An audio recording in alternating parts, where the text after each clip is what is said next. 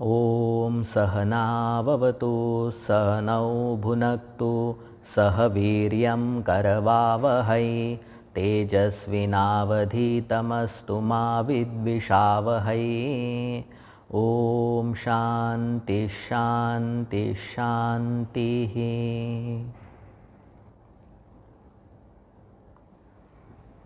सदाशिवसमारम्भां शङ्कराचार्यमध्यमाम् अस्मदाचार्यपर्यन्तां वन्दे गुरुपरम्परां। श्रुतिस्मृतिपुराणानाम् आलयं करुणालयं नमामि भगवत्पाद शङ्करं लोकशङ्करम्। शङ्करं शङ्कराचार्यं केशवं बादरायणं सूत्रभाष्यकृतौ वन्दे भगवन्तौ पुनः पुनः। समस्तजनकल्याणे निरतं करुणामयं नमामि चिन्मयं देवं सद्गुरुं ब्रह्मविद्वरम्। सद्गुरुं ब्रह्मविद्वरम्।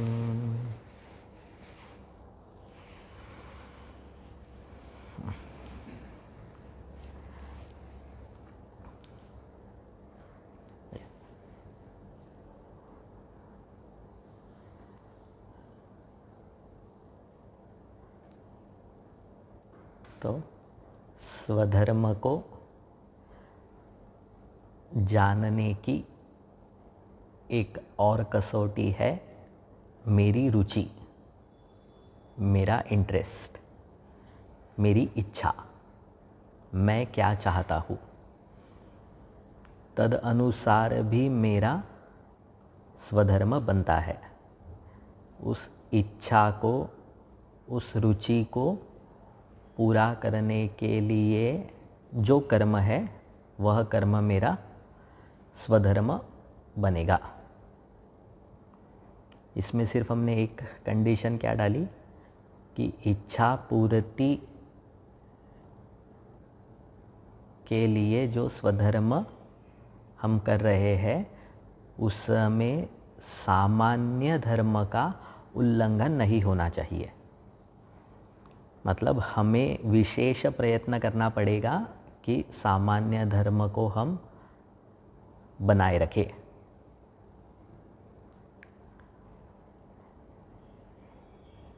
उसके लिए आध्यात्मिक सामर्थ्य को धीरे धीरे बढ़ाना पड़ेगा। ऐसा नहीं है कि एक ही इसमें हम सामान्य धर्मों का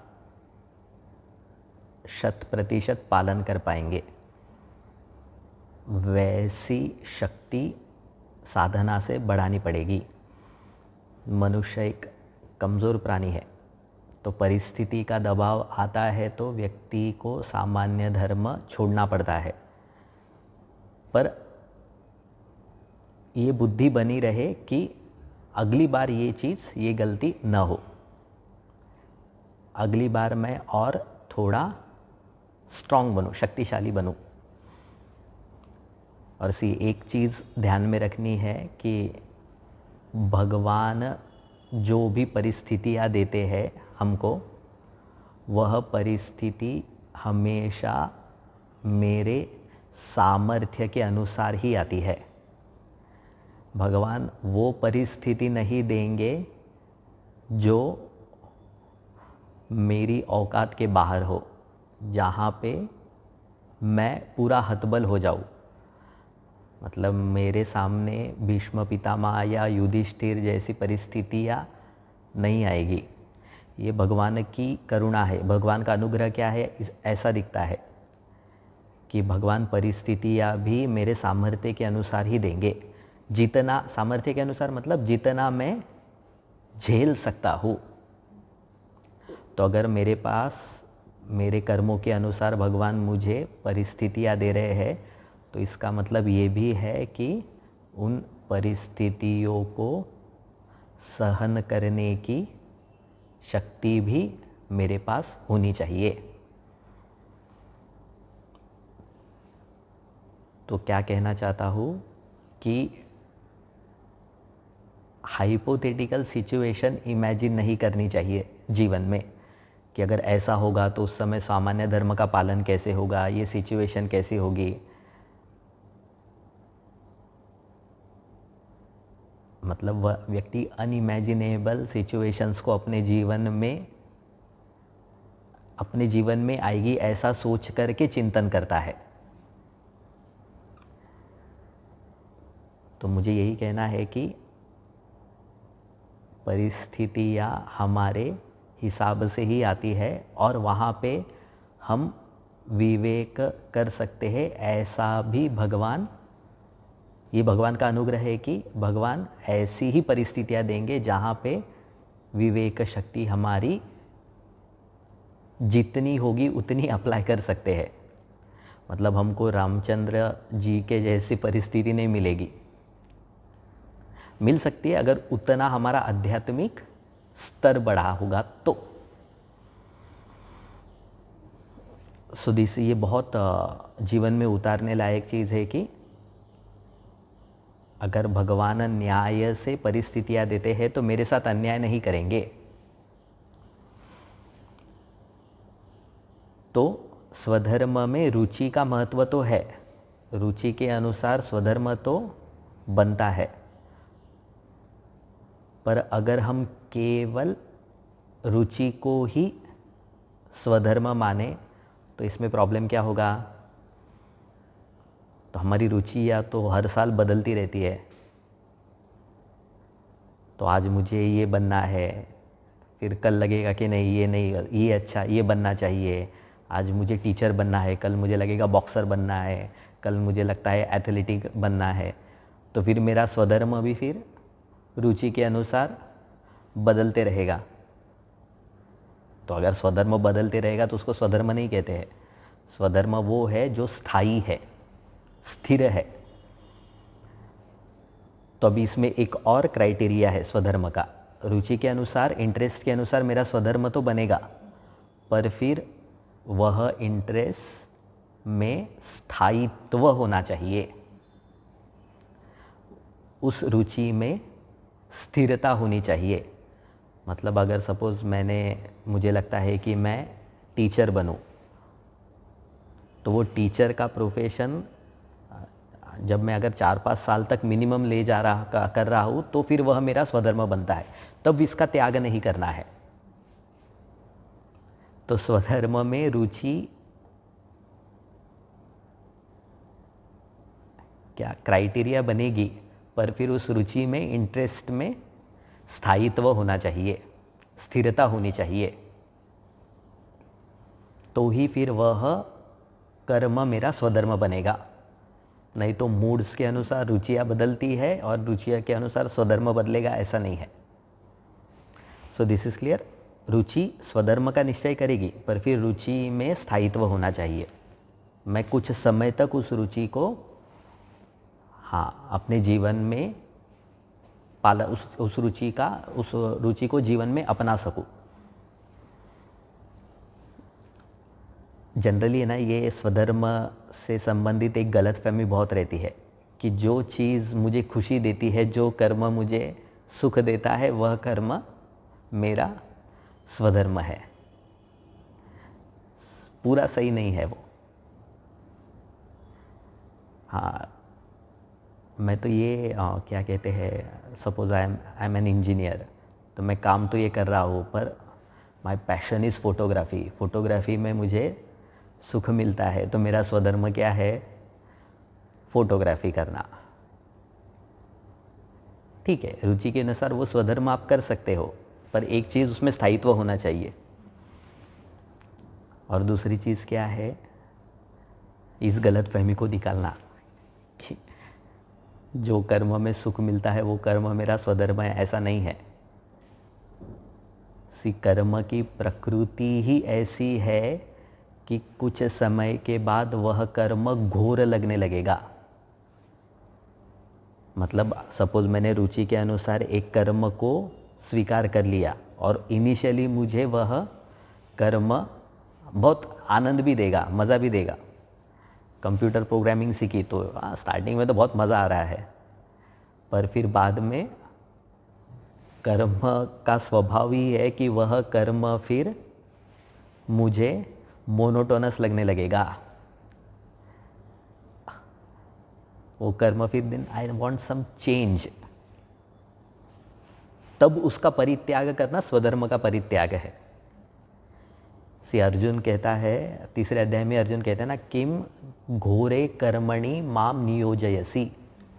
अर्जुन कहता है, अर्जुन का वो स्वधर्म है युद्ध करना, पर वो कहता है कि इस घोर कर्म में आप मुझे क्यों लगा रहे हो। तो कर्म एक ना एक समय घोर ज़रूर बनेगा, वो स्वभाव है कर्म का। एक ना एक समय वह कर्म दुखद ज़रूर लगेगा। आज अगर वह कर्म मुझे सुख दे रहा है तो कुछ समय के बाद उस सुख की मुझे आदत हो जाएगी, तो वो सुख सामान्य लगने लगेगा मुझे, तो मुझे फिर समथिंग अलग करने की इच्छा होगी। ये कोई भी कर्म लो, आप कोई भी पैशन चूज़ करो, कोई भी इच्छा को आप पूरा करने की कोशिश करो, वह कर्म कुछ समय के बाद दोषपूर्ण लगता ही है। इसमें कर्म का कोई दोष नहीं है, कर्म की प्रकृति ही है ऐसा। तो कर्म से मुझे सुख मिल रहा है, ये गलतफहमी गलत है। ये गलतफहमी गलत है मतलब ये गलतफहमी है। This is misunderstanding. तो हमेशा ये ध्यान में रखना है कि स्वधर्म करना है क्योंकि उसमें मुझसे सुख मिल रहा है, ऐसा नहीं है। स्वधर्म करना है क्योंकि वो मेरा कर्तव्य है। सुख का कारण कर्म को बनाना ये सांसारिक बुद्धि है, क्योंकि अगर हम सुख को जितना कर्म में देखेंगे उतना कर्म बदलते रहेंगे, क्योंकि कर्म की प्रकृति है कि वह एक समय तक के लिए ही सुख देगा, फिर वह चेंज मांगेगा। तो मैं क्या कह रहा हूँ, रुचि के अनुसार कर्म तो होगा, उसको हम स्वधर्म भी कह सकते हैं, पर फिर वह इंटरेस्ट लंबे समय तक होना चाहिए, मतलब वह मेरा स्वधर्म बनना चाहिए। और ऐसा नहीं है कि बाद में वह मुझे सुख नहीं दे रहा है तो now time to change my स्वधर्म, ऐसा नहीं है। वो कर्म की प्रकृति है कि उस कर्म में मुझे दुखद अनुभूति होगी, वह कर्म मुझे एक समय में घोर लगेगा।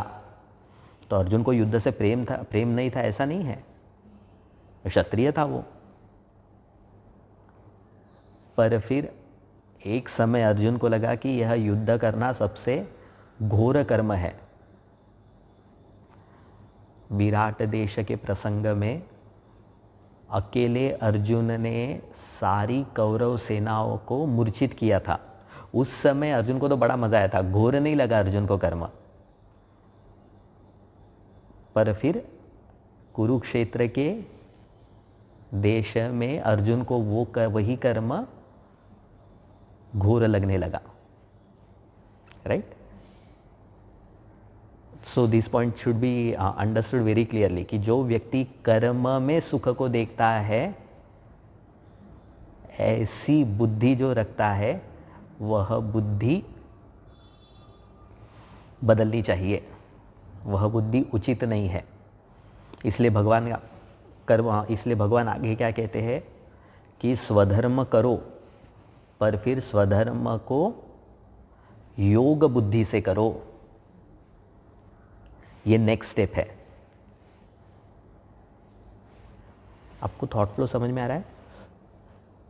स्वधर्म को करना केवल ही आध्यात्मिक की चरम सीमा है, ऐसा भगवान नहीं कह रहे हैं। मैं अभी स्वधर्म का त्याग कर रहा हूँ, अर्जुन को केवल स्वधर्म करने के लिए नहीं कहा। अर्जुन को भगवान ने कर्म योग करने के लिए कहा, उस स्वधर्म को योग बनाने के लिए कहा। 18 चैप्टर में बहुत सुंदर वर्स आता है, one of the important verses of Bhagavad Gita. स्वकर्मणा तम अभ्यर्च्य सिद्धिम विंदति मानव। अर्जुन को क्या कहते हैं? मनुष्य को सिद्धि प्राप्त होती है, मनुष्य को शांति प्राप्त होती है जब वह स्वकर्म को, स्वधर्म को, कर्तव्य कर्म को अर्चना के पुष्प बनाए। किसकी अर्चना? ईश्वर की अर्चना के पुष्प बनाए। तो स्वधर्म से सुख कब मिलेगा? स्वधर्म से शांति की प्राप्ति कब होगी? जब स्वधर्म में हम कर्मयोग की बुद्धि रखें। कर्म से सुख प्राप्त होने की बुद्धि सांसारिक है, पर स्वकर्म में कर्मयोग की बुद्धि आध्यात्मिक है। तो क्या है ये कर्मयोग की बुद्धि? बहुत बड़ा टॉपिक है। तो स्वकर्म में एक बुद्धि होती है कर्तव्य बुद्धि, कि यह कर्म मुझे सुख दे रहा है इसीलिए मैं करूँगा, ऐसा नहीं है। यह मुझे करना चाहिए इसीलिए मैं कर रहा हूँ, ये बुद्धि बननी चाहिए। बुद्धि मतलब होता है समझ। ऐसा एटीट्यूड बनना चाहिए कि चाहे कर्म मुझे कितना भी घोर लगे, कर्म कितना भी दुखद लगे, कर्म कितना भी विगुण लगे, ये भी एक स्वभाव है कर्म का, विगुणता, कि आपने रुचि के अनुसार तो कर्म किया पर फिर उस कर्म में विगुण, दोष दिखने लगते हैं, उसमें कोई गुण नहीं दिखता है। हम कहते हैं ना, अरे पहले तो क्या स्कोप था कम इसमें, ये इस प्रोफेशन में, अभी कुछ फ़ायदा नहीं है इसमें, अभी ज़माना बदल गया है। तो वही गुण है तो कर्म में दिखेगा। तो विगुणता दिखते हुए भी कर्म का त्याग नहीं होना चाहिए, तो वह स्वधर्म है, तो वह कर्तव्य का त्याग व्यक्ति नहीं कर रहा है। तो स्वधर्म में कर्तव्य बुद्धि होनी चाहिए, फर्स्ट पॉइंट। कर्तव्य करने से जो फल मिलेगा उसमें प्रसाद बुद्धि होनी चाहिए। कर्तव्य के फल का आग्रह नहीं होना चाहिए। हम क्या कह रहे हैं अभी? स्वधर्म खुशी का कारण, सुख का कारण कब बनता है, ये बात कर रहे हैं हम। कर्म सुख का कारण नहीं बनता है। कर्म में स्वधर्म सुख का कारण बनता है, और स्वधर्म में भी, स्वधर्म जब योग बुद्धि से करेंगे तो वो सुख का कारण बनता है। ये लिंक समझ में आनी चाहिए।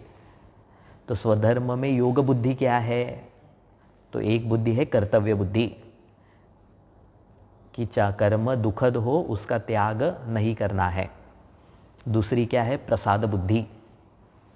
प्रसाद बुद्धि क्या है? कि इस कर्तव्य कर्म का मेरे रुचि के अनुसार जो मैं स्वधर्म कर रहा हूँ, उस स्वधर्म का फल जो होगा उस पे आग्रह नहीं होना चाहिए।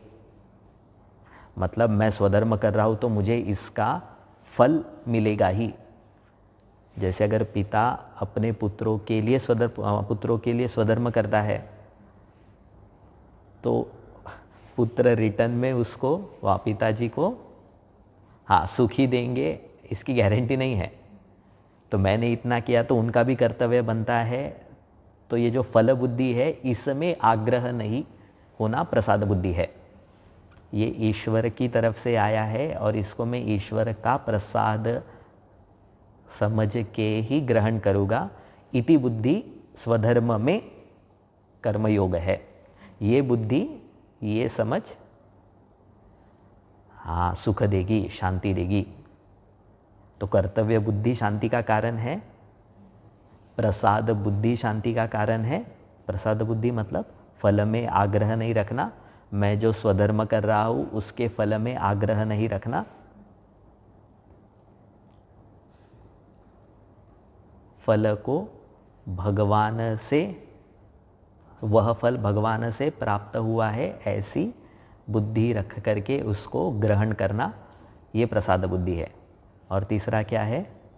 ईश्वरार्पण बुद्धि।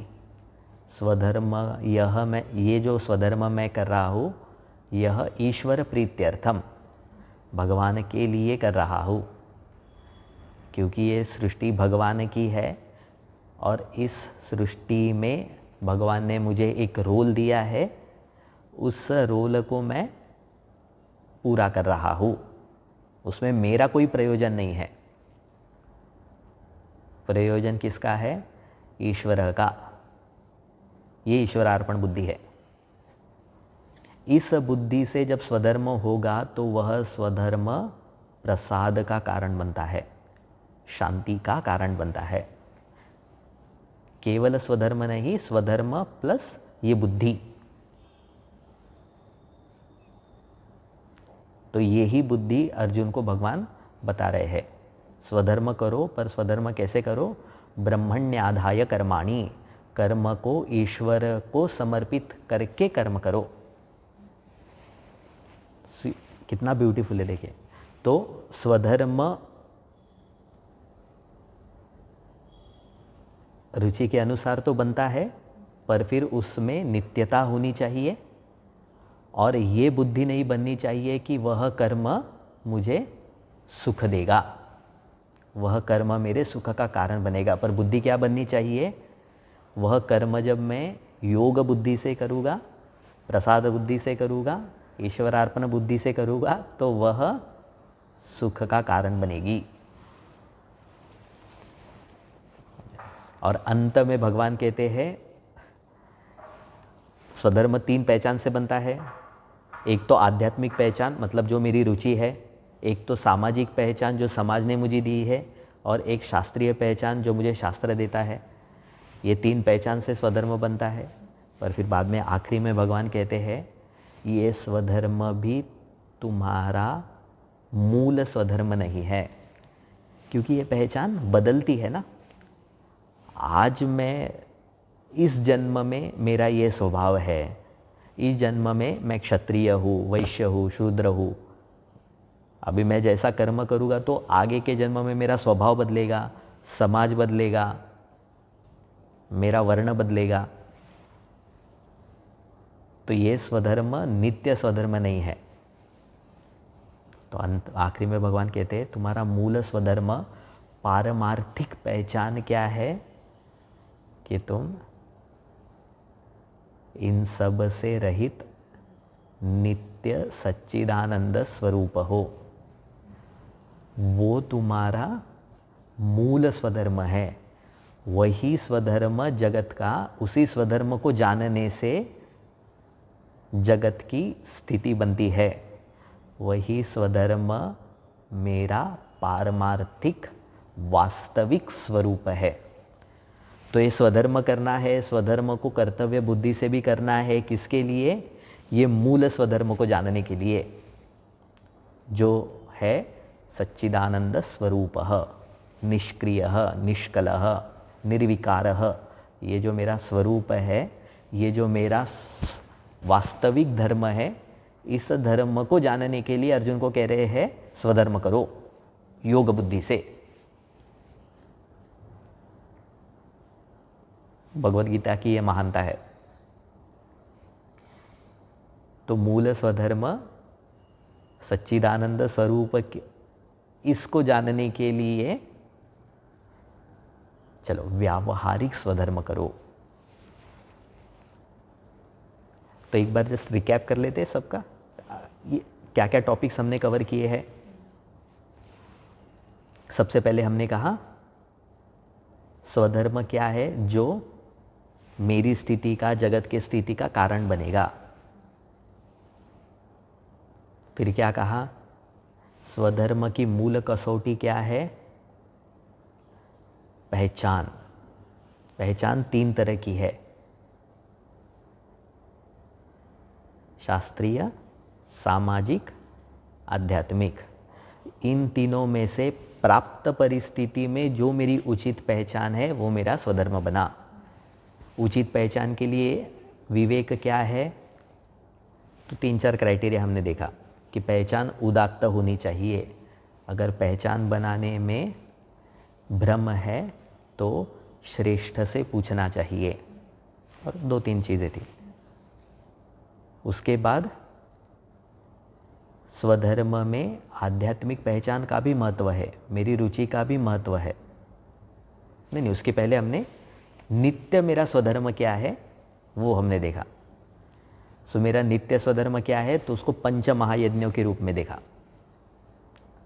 फिर एक तो प्राप्त परिस्थिति है, और परिस्थिति को मैं बना भी सकता हूँ अपने रुचि के अनुसार। तो आध्यात्मिक पहचान भी मेरे स्वधर्म का कारण बनेगी। पर फिर उस स्वधर्म को करते समय सामान्य धर्म का त्याग नहीं होना चाहिए। और एक और कारण क्या है, वह जो आध्यात्मिक पहचान है उसमें स्थायित्व होना चाहिए, उसमें स्थिरता होनी चाहिए। रुचि के जैसे हमारे इंटरेस्ट बदलते हैं वैसे स्वधर्म नहीं बदलता है। और फिर उस स्वधर्म को व्यक्ति जब योग बुद्धि से करता है, कर्म बुद्धि से, कर्म योग की बुद्धि से करता है, तो वह स्वधर्म प्रसादम अधिगच्छति, वह स्वधर्म मनुष्य को सुख देता है। और भगवान आखिरी में कहते हैं कि ये स्वधर्म जो है, ये स्वधर्म व्यावहारिक है, उसी काल के लिए है। तुम्हारा मूल स्वधर्म आनंद स्वरूप है, सच्चिदानंद ब्रह्म ही तुम्हारा मूल स्वधर्म है। उस स्वधर्म के लिए इस स्वधर्म का पालन करो।